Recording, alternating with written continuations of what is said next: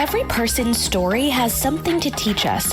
How others view life, how obstacles are overcome, how joy is felt, how fears are faced, how love is expressed. The Matters of Faith podcast explores individual stories of people's lives and how faith plays a part. It may not be your story, but it may help shape yours. And now, Matters of Faith with your host, Jay Wilburn.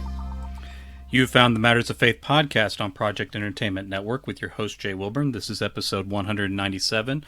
We're going to be doing questions and answers for this particular episode. The questions have come in by email, through social media, and other places. Some of the questions relate to past guests. Others are about writing, and then some other topics as well. Before we get into all that, I want to remind everybody that there's advertising opportunities here on the Matters of Faith podcast. You can email me at mattersoffaith@jwilburn.com. When you advertise with this podcast, you get ads on the live stream, the recorded video version of the podcast, and the audio version. In addition, clips will be cut of your ad and can be shared across social media. So that's a lot for a very reasonable rate, and I would love to share your passions with my audience. If you'd like to share questions, or you have questions or comments for the show or any episode, any guest, you can email me at the same address, mattersoffaith@jwilburn.com. I'll be happy to answer you directly then, and also include your question in a future episode. With or without your name is fine. So feel free to contact me anytime you like about any topics that are addressed on the show, or maybe things or guests that you would like to hear in the future. And now we'll get into the rest of the episode.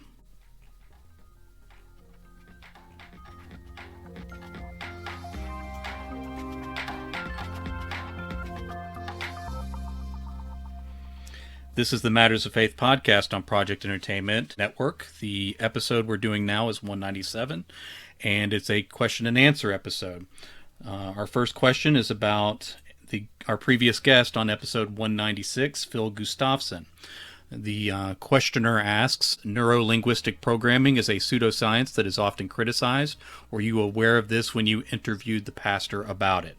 Now, this particular question had a lot more commentary to it, but this is the essence of the question.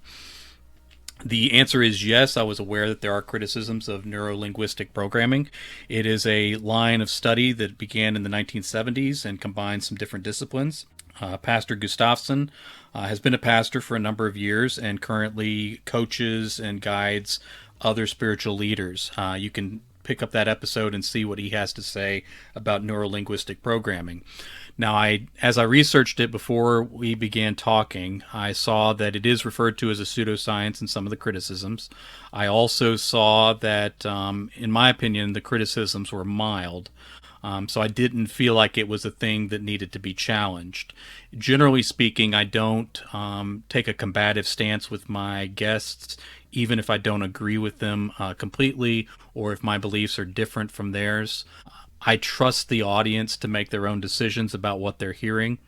And generally speaking, I think that works pretty well. Many guests have their critics of what they believe or of them personally in different places. So I've had Satanists on, and my Christian listeners had comments about that I tried to address in some past episodes. I've had atheists on and had the same sort of some pushback from the audience that identifies strongly Christian. In addition, I've had Christian guests on that I've received comments and questions from non-Christian listeners who took issue with some of the things that were said there. I've had guests on who are part of the LGBT community, including one or two that still identify as Christian, and that created some controversy as well. So having some questions about neuro-linguistic programming is pretty mild in comparison to some of the pushback that I've gotten. But speaking about what I found, while there was criticism of neuro-linguistic programming, I did consider it mild, and a lot of the criticism was along the lines of that this particular approach to counseling by itself wasn't enough. So that was one criticism. There were critics who said that it's not a good approach to handling trauma. And then generally it was sort of the idea that this sort of counseling required bringing in other forms of of counseling in order to make it effective in certain situations. There's points of disagreement with any particular approach, but I didn't feel it was necessary to be combative with Mr. Gustafson over this. And of course, guests have an opportunity to, or listeners have an opportunity to look this up and make their own decisions about it. You can go back and listen to episode 196 to see what Phil had to say about it, and then of course you can do your own research. The next question: why have you had more authors on recently than you've had spiritual leaders? Okay, this year has kind of been an odd year, and so while I do enjoy bringing authors on, partly because I am an author, in many cases I'm a fan of what they're doing, and I just want to talk to them. So I like to talk to them about their books and other things. Pretty much anybody I can bring on the program, even people who don't espouse to a particular organized faith or religion. Everybody has a life philosophy. Everybody has an approach. But more specifically this year, I do have a number of pastors and people who lead faith communities who are interested in being on the podcast, but this year, as I've talked to them, they're very busy with dealing with remote communication with their congregations. There's also controversies around whether they should be meeting or shouldn't be meeting. And in many cases, the pastors are working 100-hour weeks trying to take care of congregations. In some cases, their parishioners are fighting the virus or fighting downturns in the economy as a result of the impacts of the virus. And so in many cases, they don't have a lot of free time to talk to me. Also, it's easier to bring somebody on when they have something to promote, because then they want to be on a podcast. Many of the people I've interviewed have had nothing in particular to promote. They're only coming on to talk to me because I asked and was interested in sharing their story.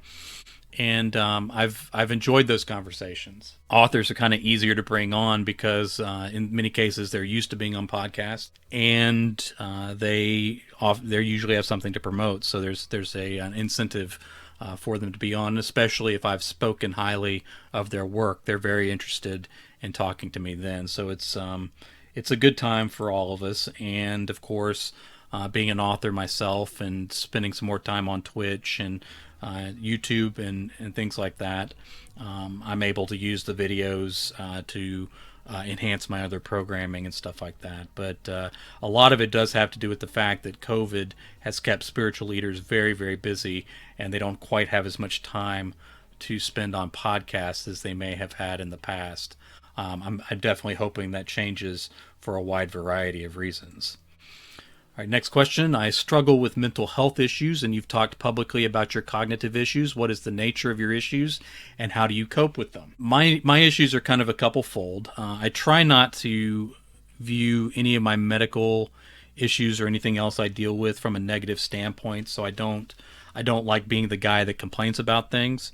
But I also know that a number of people, when you're dealing with health issues or mental health issues, it's common to isolate. So nobody wants to be a burden. Nobody wants to seem like they're trying to drum up drama. So often they'll go silent. No one will know what they're going through, and they suffer alone. So I don't think that's positive. Part of the reason I talk openly about my issues is that I found when I was in kidney failure and I was looking for a live donor, and I was having to get help from people in order to be able to pay for the whole process and things like that. I had to be public.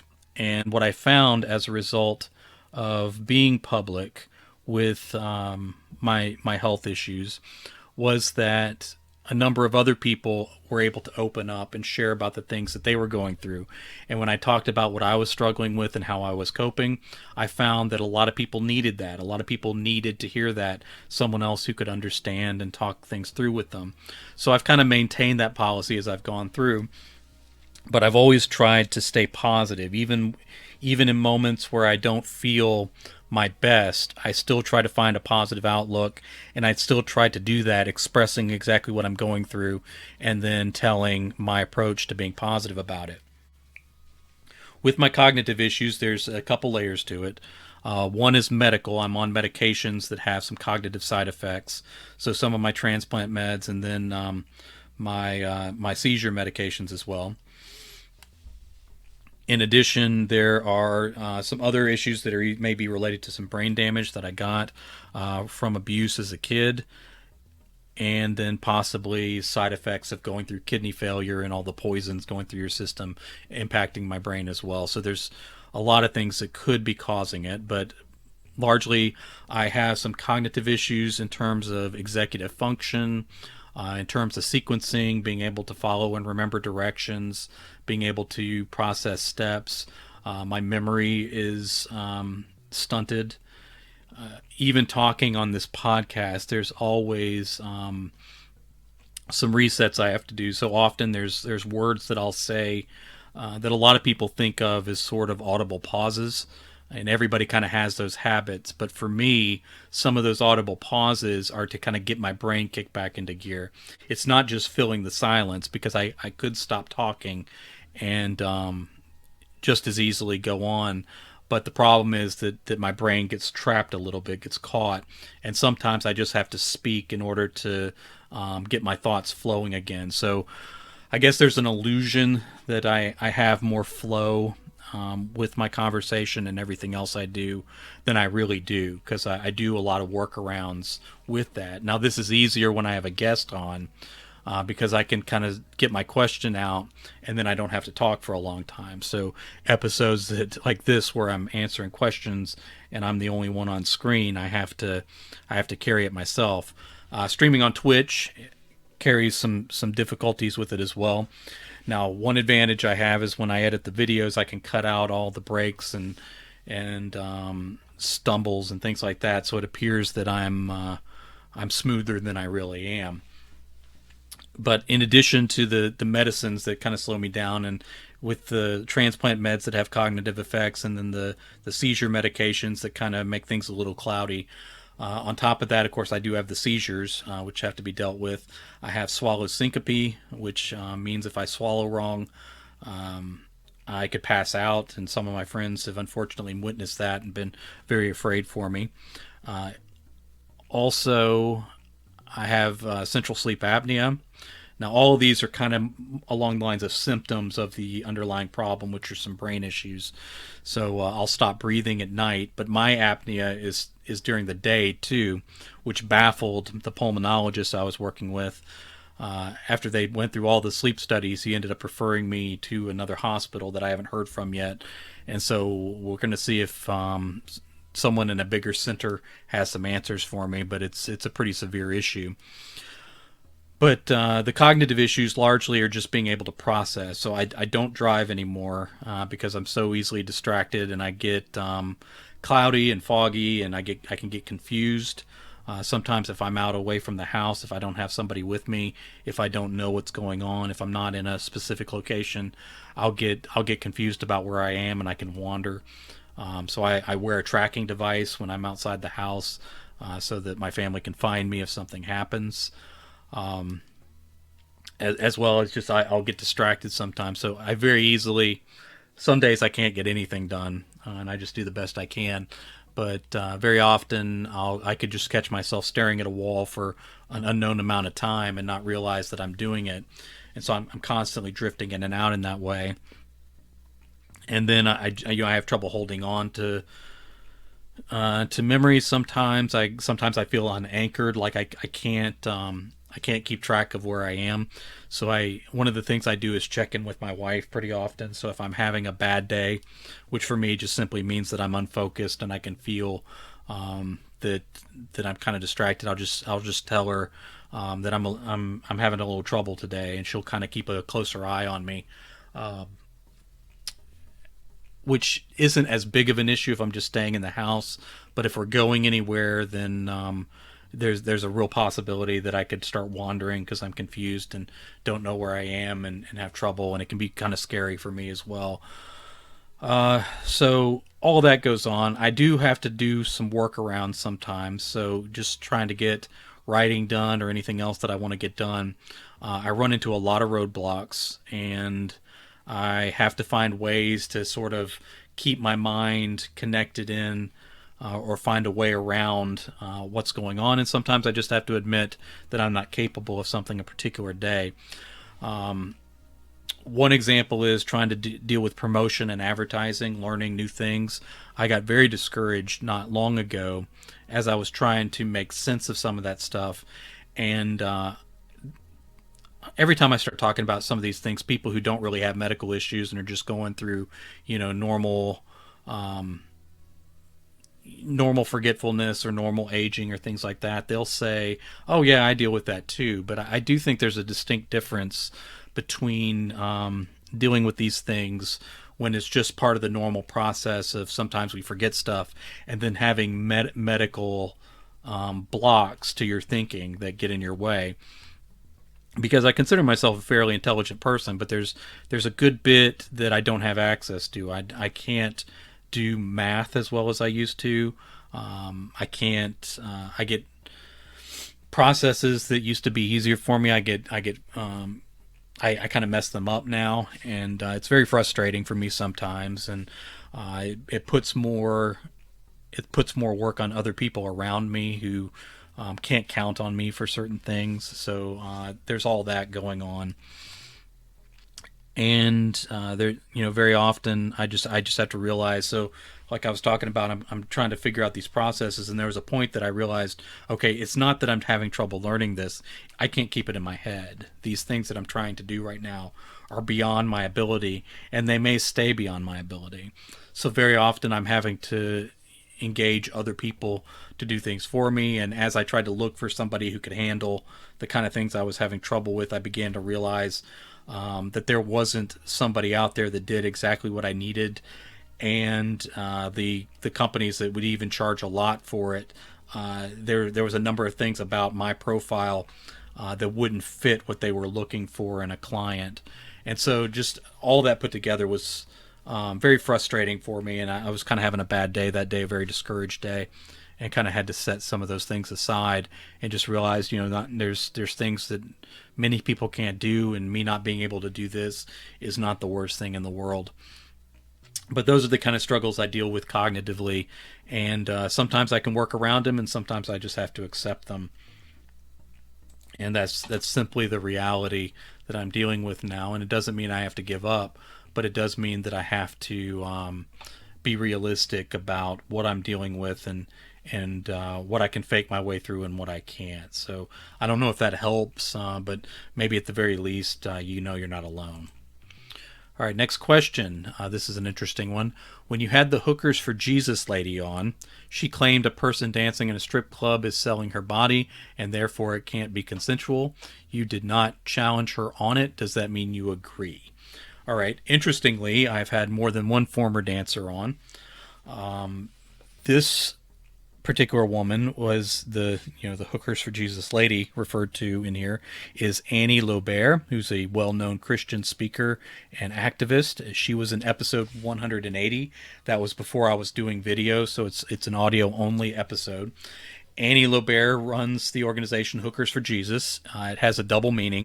She helps with people that need to escape sex trafficking, which she puts, including stripping, prostitution, and other forms of sex trafficking. Then, of course, it refers to fishing for men, the verse from the Bible, so that's kind of where she got that from. So it's a provocative title, of course. She is a former dancer herself who was enticed into prostitution and then got caught up in being a victim of sex trafficking. When she finally escaped, she set about her mission to help other women escape as well. Now, in dealing with this question, I did ask the questions about there being a difference between people in a strip club and then when it gets into prostitution and sex trafficking. So I asked about the difference between those things, and she still put them all, and same thing with pornography. She still claimed to put them all together. And then the next question I asked that sort of brought up that was sort of the sex positive idea about if women have a choice to do this or not. is it still the same thing as sex trafficking? And her claim was along the lines of what is said here. She was speaking more broadly, not just of stripping, but of all these activities that she helps women escape. And she still put them together, and her point was that if you're selling your body, then it's not consensual because someone else owns your body at that point. Again, I knew that people weren't going to agree with that necessarily, but I asked the question, she answered it, I accepted her answer as the way she saw things, and we talked through the other things that she deals with, including helping people get out of those lifestyles that want to get out of them, how she includes spirituality and Christianity if they're interested, but they don't have to be a part of that at all. And so that's sort of what that was about. Now, in terms of the question, I'm a little torn on it because I had another guest on who talked about being an exotic dancer before she left, and she didn't have the same negative connotations to it. And I believe her and Annie have gone back and forth online. This question was actually asked by somebody else, so it wasn't a former guest. But there have been people that have kind of brought up the challenges. I don't know. I would not categorize stripping in and of itself as being a part of sex trafficking the way that Annie did. And I don't know that I would include pornography in that too. I do think there is a point to be made about that there's a price to be paid in some of these areas. And while I wouldn't claim that strippers can't consent, or that people involved in pornography can't consent just because they're choosing to have sex in those industries. And again, strippers not having sex, speaking about pornography, and then stripping for clients or whatever, people that are in the clubs. I would think that there's still a line there where the women involved do have the option of consent. So I wouldn't claim that it's not possible for those things to be consensual. So I disagree on that point. During the episode, I didn't bother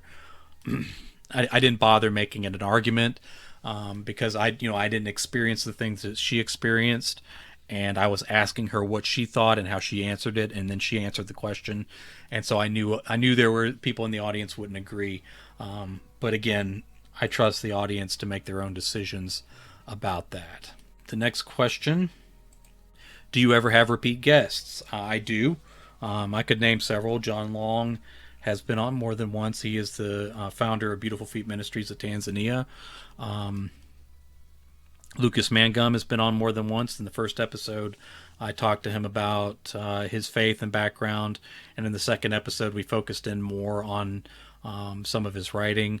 I've had Kevin Lucia on more than once. The first time was the typical conversation about faith and that sort of thing. The second time I had him on, he had started speaking out as a Christian who didn't agree with some of the things that Donald Trump was doing, and he said he felt like more Christians should take a stand on that. So I brought him on so that we could talk through that. All those episodes are audio episodes.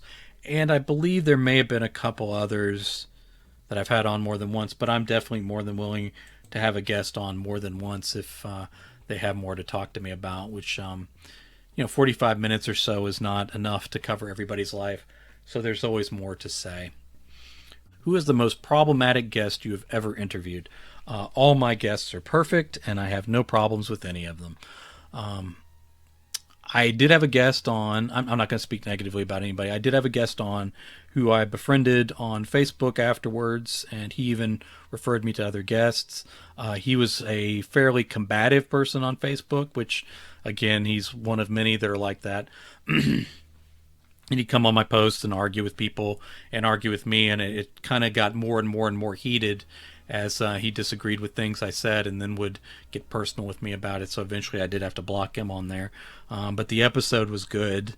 I think he held back in the episode because some of the things that we talked about afterwards were more vulnerable and personal, and things that I really wish he had talked about more, but he kind of was trying to hold up a particular persona, so he kind of left out some of that personal things.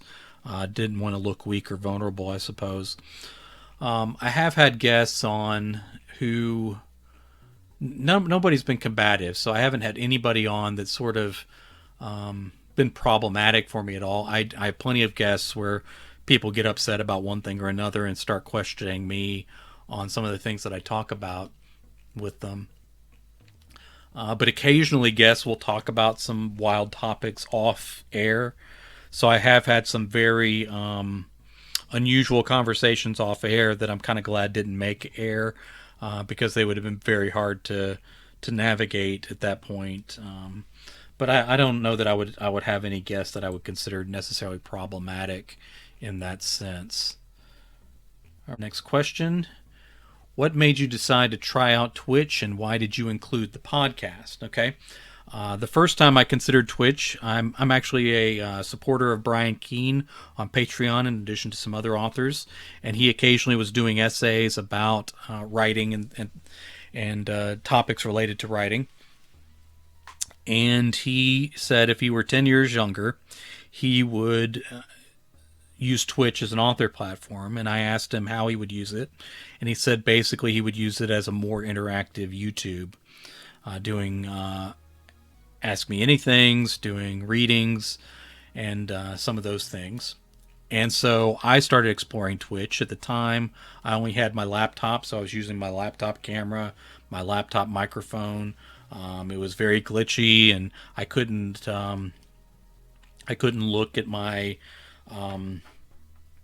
OBS software at the same time because I only had the one screen. So very primitive, and I was just kind of learning how it worked. Eventually my camera died on my laptop, and so I had to make the choice of whether to invest in the equipment or not. And with it being 2020 and there were more virtual conventions going on, it made sense that I could invest in a good setup. I already had the microphones with the podcasting that would work very well. I already had the connection arm that I just never used. I'd bought a webcam fairly cheaply that's worked fine for me, and then we invested in the computer that would be good. It is sort of a gaming computer, but again, I don't play very many games. I do play Minecraft, but you don't need a giant computer for that. So with a good system, I didn't need to worry about the buffering from video games for what I intended to do on it. So I was able to get the system I wanted, with my wife's help, of course, 2 screens, and start looking at what I could do with it. My idea with Twitch is to get on a platform that not many writers are on. There are a number on there, but it's still a fairly new platform for authors and writers. I've been watching several of them to see what they do, what I can take from them, and what I can do differently. And my idea is that all the content I create on Twitch, I can edit for YouTube, and then I can use that on social media and to enhance my Patreon offerings there. And hopefully over time I can make Twitch into an income source for me, and maybe YouTube as well, and then use all this to enhance my author brand, get my name out there in ways that other authors aren't doing yet, and then enhance book sales as well. So hopefully all of these things work together, and Twitch is another area that I'm working to develop into something bigger. With the podcast, the idea of doing the podcast on there, again, as I answered in an earlier question, I was doing more author interviews, and occasionally when I didn't have an interview guest lined up, I would do readings as part of a episode, stories that may be tangentially related to faith, and I would record those episodes for Twitch. And at one point I was still using my phone to do it, and another point I'd gotten the camera, but so I was streaming them on there, but I was streaming them as I was recording it on a separate device. And then I figured out, okay, you can record as you stream on Twitch, and that can be converted into a kind of file that can be made into an audio file. But then I was thinking, okay, if I'm streaming on Twitch and I'm making the audio file, I can also edit that video and have a video version of the podcast. And then I thought, okay, that gives me more to offer for advertisers, and I actually started getting some advertisers. And so including the podcast was just one more thing I could offer on the Twitch platform that created content that people might be interested to draw me in, and it enhanced the podcast as well. So my goal in adding Twitch in was that it would be an enhancement for everything else I was already doing instead of being something that took away from it. And I believe that's been the case, and the quality of what I have to offer readers and an audience has gone up considerably. So the podcast has benefited from it, and I think my own writing brand as an author has benefited as well. Next question: have you gone to church since the pandemic started? What are your thoughts on masks and lockdowns in general? I have not gone to church since the pandemic started. Unfortunately, I wasn't real active before. I'd kind of slacked off. I've always kind of been reluctant to go during flu season, which is a pretty wide season. Even when I do go, I would still wear masks and distance from people and things like that. But I was doing that before COVID. Now, when COVID hit, wearing a mask suddenly had a political connotation as well, which I don't like. I don't like that when I try to keep myself safe as a transplant patient and as someone who's immunosuppressed, that now it's tied up in politics. It's a political statement. People who wear it, people who don't wear it, people who say, well, you don't need to live in fear and that kind of thing. And it bothers me because, again, I was using masks before this event occurred. And I don't like that my efforts to remain safe have been tied up into politics. I wish people were being safer. I also wish that it wasn't such a personal issue. So if I'm walking around wearing a mask, sometimes I have to deal with people questioning why I'm doing it, what my motives are, if I'm making a statement about them. I don't care what other people do as long as they leave me alone, because I have to keep myself safe. I'm in a vulnerable position, and whether anyone else cooperates or not, I have to make some choices about how I conduct myself. And again, unfortunately, it's connected to politics. I wish more people took what's going on seriously, especially as cases are rising as of the time I'm recording this. I wish that people were more willing to wear their masks, if not for themselves, then in consideration to others that are in danger. I see where it helps in the countries that have more compliance.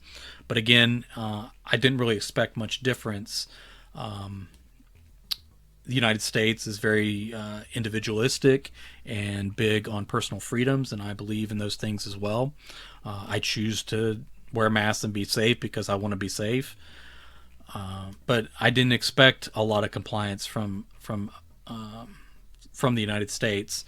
And I kind of mentioned way back around Easter, when people started pushing back and going to services and things, that I believed we were at the maximum level of compliance, that compliance was only going to be pulled back from then. Whether you believe in the party of Donald Trump or the party of Joe Biden coming in, I think a lot of what's going on is out of the control of whoever's president. I don't think their encouragement or discouragement of things has much impact, because it's not like red states were going to suddenly,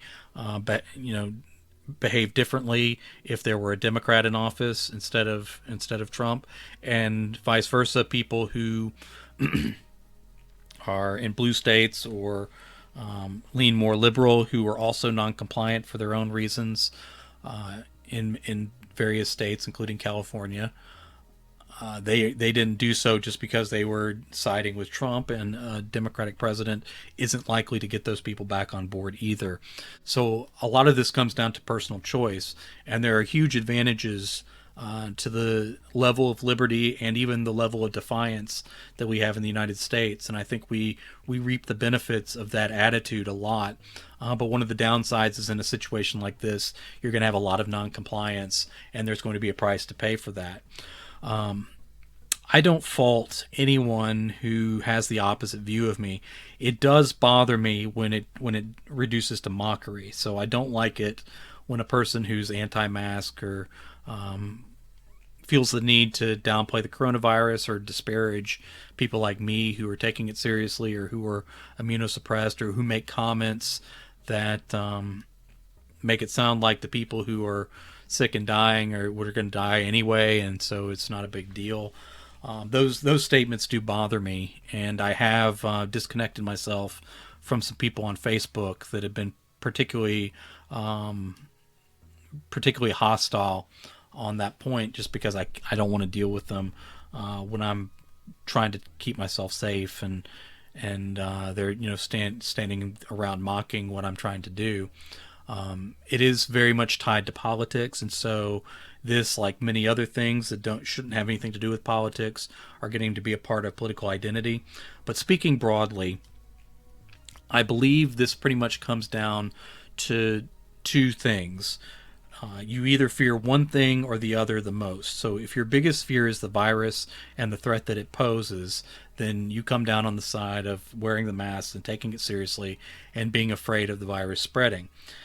Many people are on the other side, and their biggest fear is economic. The fear that lockdowns and the precautions that are being taken to try to slow down the virus or to stop it are hurting businesses, are hurting livelihoods, are pulling down the economy, are stepping on personal liberties. But I think more than even a question of personal liberty, I think it's a fear of the economic, the fear of the consequences of lockdowns.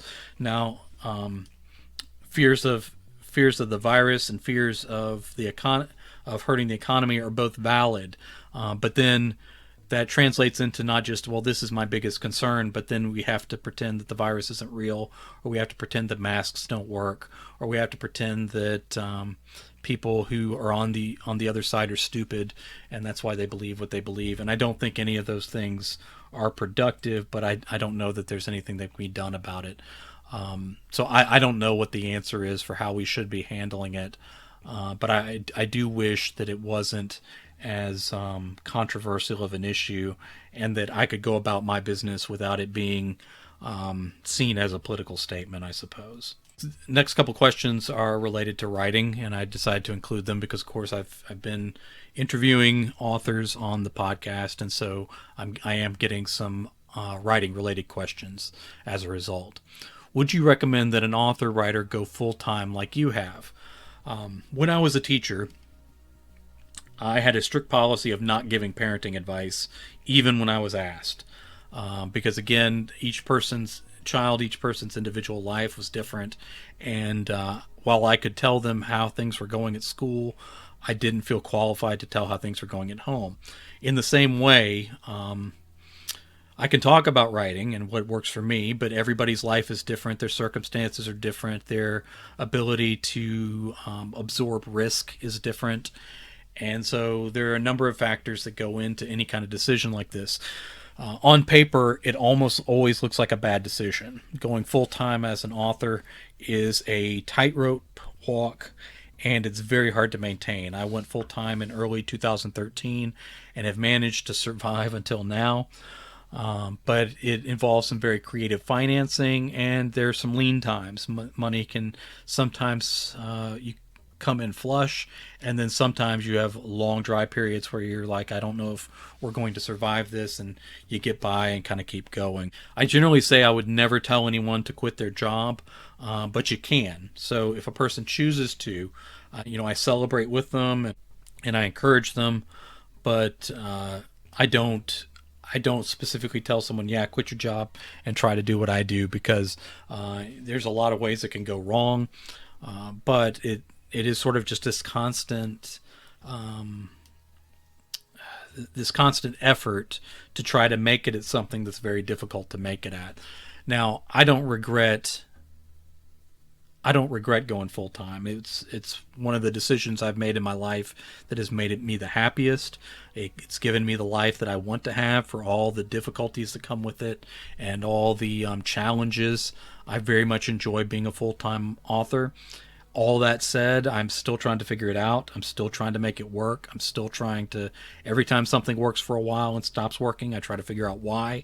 And then I try to figure out what's next and how to make that work. And most of my friends who are full-time or just authors in general trying to get their career off the ground, we're all kind of just sitting around sharing ideas together and trying to figure out what works. And many of us just not getting as far as we'd like to get with some of the things that we do.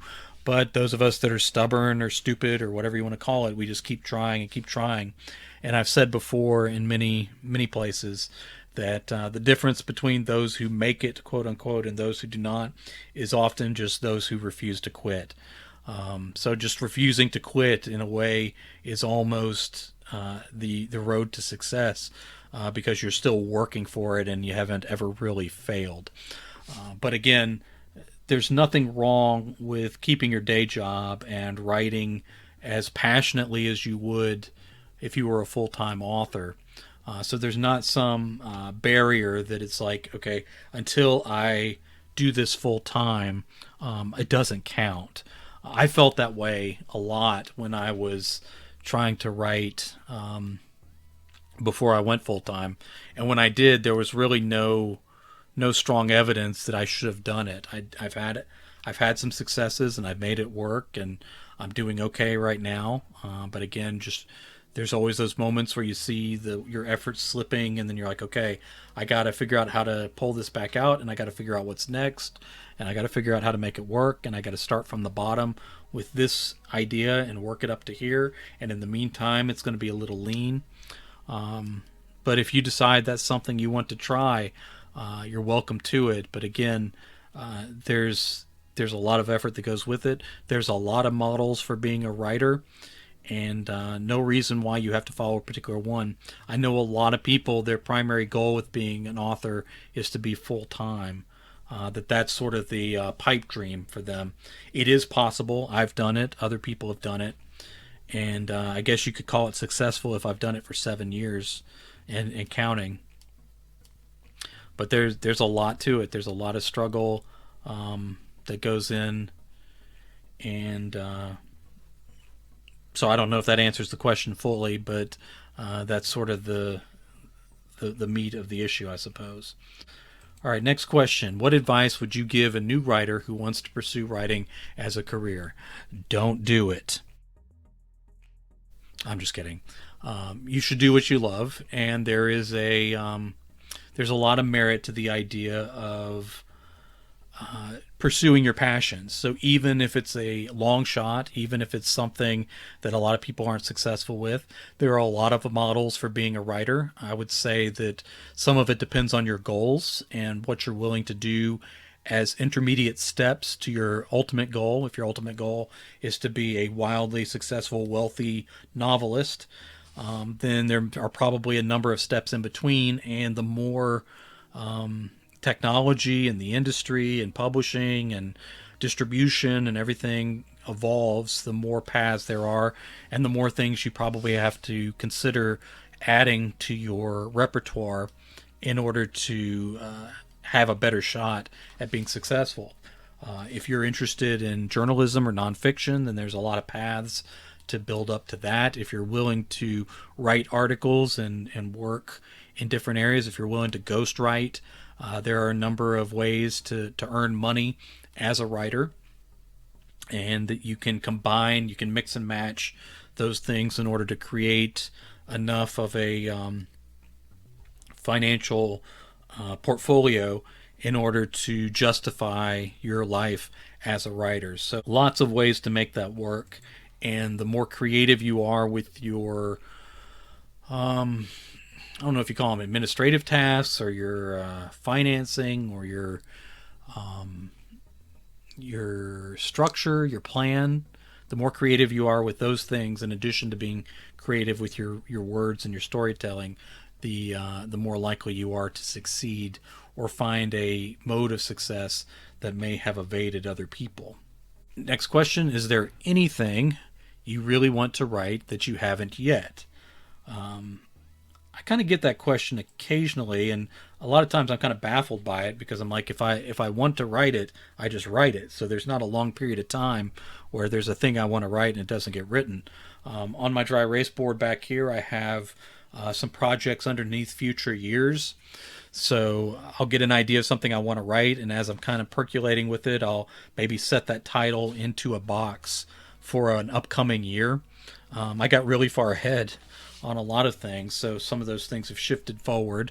I finished all my 2020 stuff really early in the year, and I knew that Vampire Christ was going to come out after the election, so I'd been working on that. And then I know Vampire Christ 3 is going to come out in 2021, and the next books in like Scatterwood series and the Time Travel Academy books for young readers. I've gotten those partially or completely written, and I'm just waiting for when I think those need to be released. And so I'm already kind of in the midst of my my 2021 works, and we'll probably be getting a head start on some of the 2022 things. Where I have them written on the board is kind of where I plan to draft them and then get them published eventually, either that year or early the next year. So in that sense, I'm a little bit ahead. So there are a number of possible story novel ideas that I have sitting in those places that I'm interested in writing.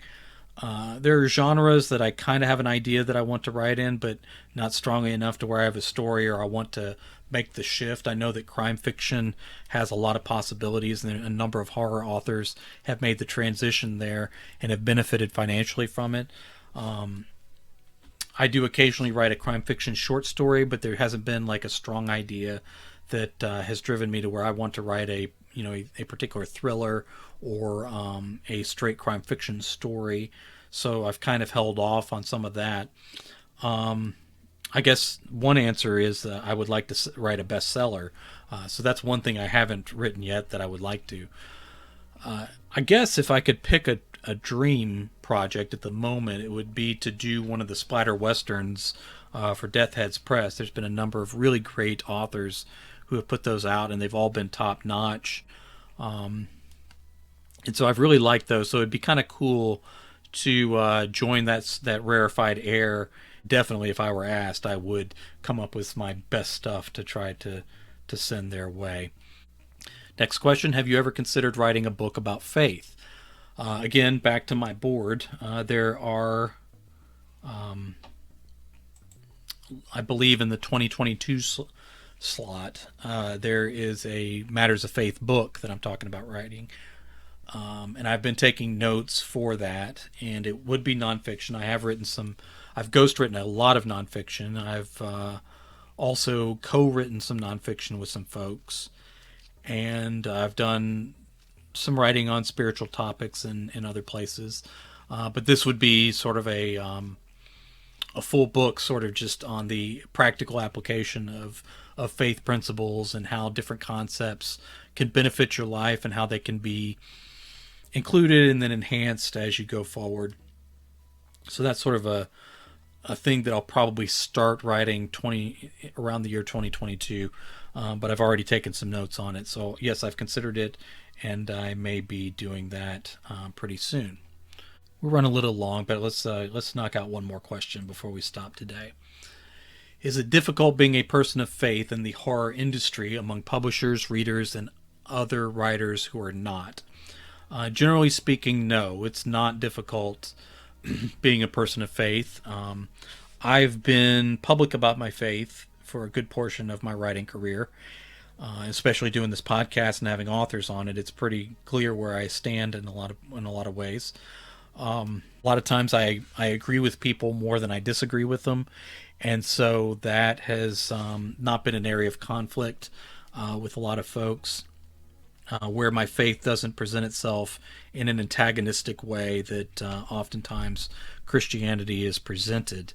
So my own stance is, I don't know if you'd say apart from faith, but in combination with my faith has made it a little easier for me to connect with people who might otherwise be threatened by the reputation of Christianity.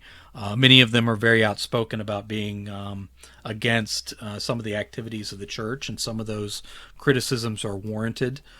As I've done this podcast and it brought people on of different backgrounds to talk with me, including a number of authors, they very much enjoyed the conversations, being able to speak with somebody who in some cases thinks differently than them, but is able to meet them and consider their points of view and respect their points of view and have a discussion that is positive and leads to to good and interesting insights that allows people to see others' lives in a way that you don't normally get to see when people are shouting at each other on talking head programs.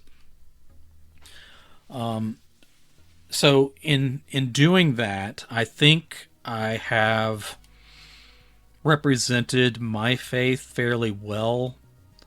And again, I'm probably one of the first people to criticize my own tribe about things that they do that I don't agree with, and things that they do that I don't think are in line with the Bible and don't represent the teachings and the spirit of Jesus as well as they should.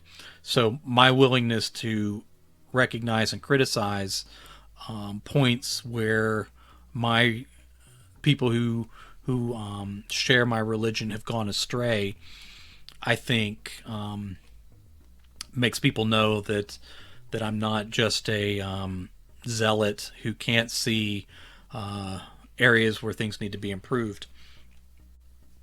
I have spoken to a number of Christians who kind of struggle with being involved in horror, where they feel like the things are in contradiction. I don't have that struggle very much. I have a lot of respect for story, and I think the most powerful aspects of faith in the Bible are story, and words mean a lot to me. So a certain word choice, a certain combination of words, a certain expression of idea that unlocks deeper truths and higher thoughts, these things move me very deeply. And even when I look in the Bible, I see the horrific as well.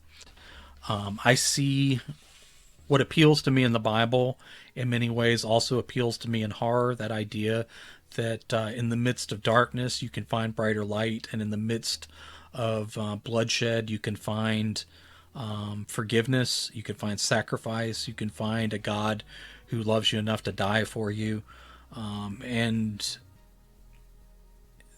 in my mind, all of that story, the light and the dark aspects of storytelling, are very powerful. So when I write horror, I don't struggle with should I take it too far, should I hold back, or should I change the story to fit a different ideology.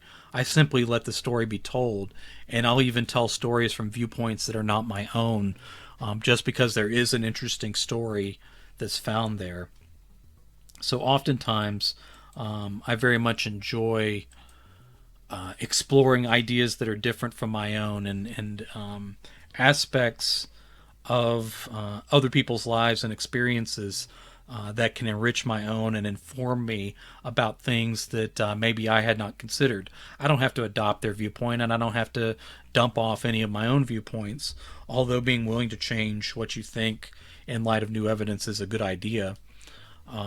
I can appreciate what other people think and feel, even if it's different from what I think and feel, and I can use that to better explore my own faith and my own philosophies oftentimes in ways that I would not be able to do if I only interacted with people that carried the same worldviews and philosophies that I did. So oftentimes I benefit a great deal, and that's often where this podcast has been the best for me. I want to thank everybody for listening in, and again, you can go to you can email me at mattersoffaith@jwilburn.com for talking about advertising, or if you have questions or comments that you would like to address on the show, or you just like to talk to me personally about, I would be happy to engage you on that. So I'd like to thank everybody for listening in, and I look forward to talking to everybody again next week.